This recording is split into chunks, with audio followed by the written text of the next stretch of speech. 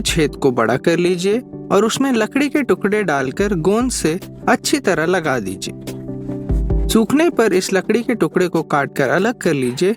अब इसकी सतह एकदम साफ है और यहाँ मजबूती से नई पकड़ लगाई जा सकती है। इस बार हम इस्तेमाल करेंगे ब्लेड के टुकड़े का। टुकड़ा होगा हमारे अंगूठों के गद्दी के नाप का और इसे हम अंगूठे पे इस तरह बांध लेंगे। और अब आपके हाथ काम करते वक्त बिल्कुल खाली होंगे।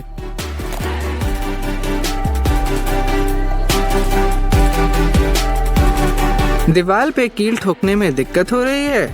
2-वे टेप का इस्तेमाल करें। एक छोटा हिस्सा काटकर हथौड़े पर इस तरह लगा दीजिए। दूसरी तरफ की पीली परत उतार लीजिए। अब आपकी उंगलियां एकदम सुरक्षित रहेंगी। ये देखिए,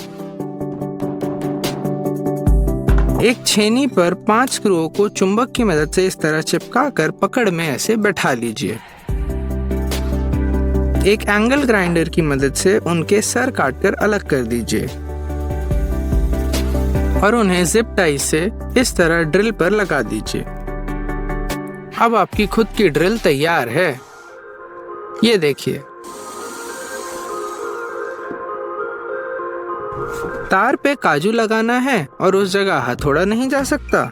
कोई बात नहीं, एक क्लैंप को इस तरह काजू पर लगाकर कस लीजिए और हो गया आपका काम पूरा, वो भी बहुत सरलता से। इस बार हमें प्लास्टिक पाइप के 2 अलग नाप के टुकड़े काटने होंगे, एक बड़ा और एक उससे छोटा। बड़े वाले टुकड़े को इस तरह सीध में काट लीजिए। अब इसमें सैंड पेपर को ऐसे फंसा लीजिए और कसने के लिए छोटे पाइप को अंदर डाल दीजिए। अब नट, बोल्ट और वॉशर लगाकर ड्रिल पे फंसा लीजिए। अब कर लीजिए अपनी पूरी सैंडिंग। आइए एक सैंडिंग डिस्क में कुछ छोटे गोले काटते हैं। अब इसके बीच से एक बोल्ट डालकर मिनी ग्राइंडर बनाएंगे। देखिए कितना आसान हो गया अब छोटे और बारीक चीरे लगाना। इसी तरह हम इस पाइप की एक जबान काटेंगे और बनाएंगे औजार लटकाने का साधन। इस बार हमें 2 प्लाईवुड के पट्टों की जरूरत है। इन पे हम पेंसिल से कुछ चिन्ह बनाएंगे और अब इस त्रिकोण भाग को हम काट लेंगे। हमें इसकी जरूरत नहीं है। अब इन्हें एक पकड़ की मदद से इस तरह जोड़ लीजिए। है ना बहुत सरल बनावट। अब इस पे एक लकड़ी जोड़कर इसका बेस भी बना सकते हैं।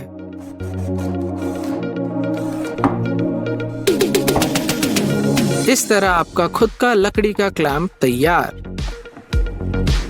अगर आपके पास पतला तार नहीं है तो कोई चिंता की बात नहीं है। आप इस मोटे तार को पकड़ में फंसाकर ड्रिल से ऐसे घुमा सकते हैं और अगर और पतले तार की जरूरत है तो निकले हुए तारों में से एक तार को फिर से घुमा सकते हैं। अब इतने तार निकल ही गए हैं तो क्यों ना इनका कुछ इस्तेमाल किया जाए। अब हम तो छेद करेंगे एक लंबे से बोल्ट में, उससे तार निकालकर इस तरह बोल्ट की मदद से जोड़ लेंगे। ये देखिए,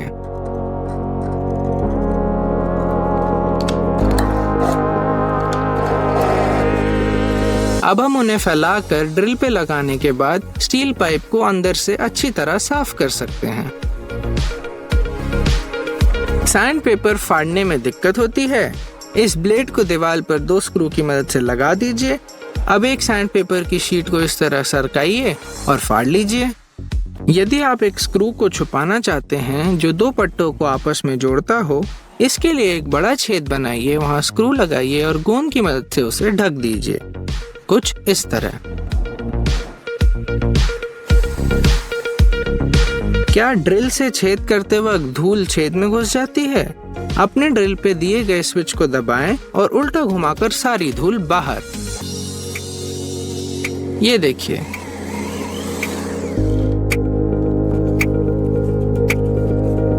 क्या आप अपनी झालर लाइट को अलग अलग रंगों में जलाना चाहते हैं?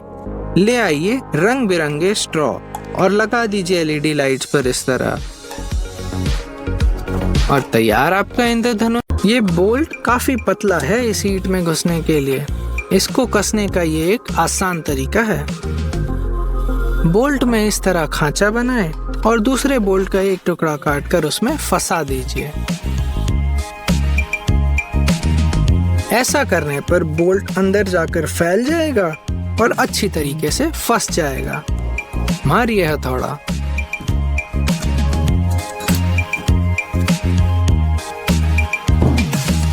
दराज को सजाया जाए। लकड़ी के टुकड़े को नाप से चौकोन काट लीजिए और उसके पट्टे बना लीजिए। अब गोंद का इस्तेमाल करते हुए उन्हें दराज पर चिपका लीजिए।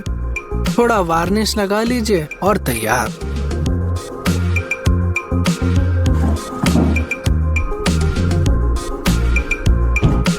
हम इस लकड़ी का इस्तेमाल करके नैपकिन होल्डर बनाने वाले हैं। एक पट्टा काट लीजिए, चिकना कर लीजिए। और अब किनारों की बारी।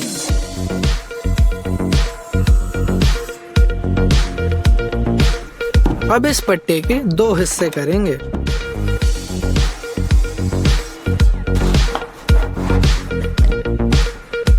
और दोनों पट्टों में 3 इंच गहरे छेद करेंगे। मार्किंग गेज का इस्तेमाल करते हुए बीच का हिस्सा काटकर इन्हें टेप से जोड़ देंगे, कुछ इस तरह। अब गोंद लगाकर इस तरह जोड़ लीजिए और वार्निश कर लीजिए। सूखते ही तैयार। इस तरह से एंगल ग्राइंडर को आप सैंडर की तरह भी इस्तेमाल कर सकते हैं। TD पर 2-वे टेप लगाइए और एक्स्ट्रा हिस्से को काट लीजिए और दूसरी तरफ भी वैसा ही।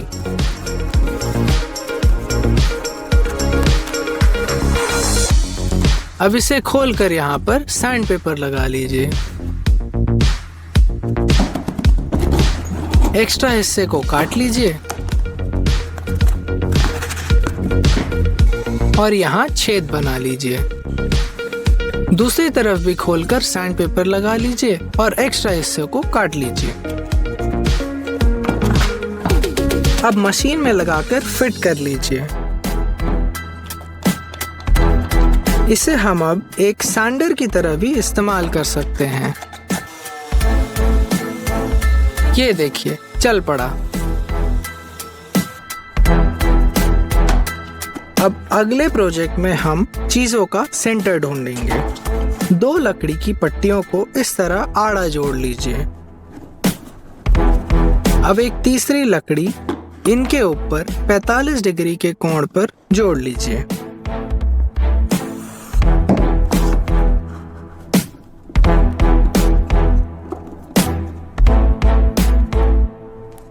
इसका हम इस तरह उपयोग करके सेंटर ढूंढ सकते हैं।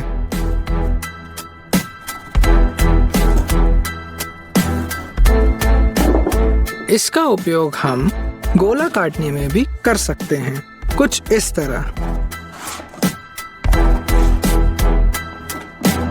बीच में कीला लगाकर घुमाने पर इसे गोला काटा जा सकता है, कुछ इस तरह। कीला निकाला और गोला तैयार।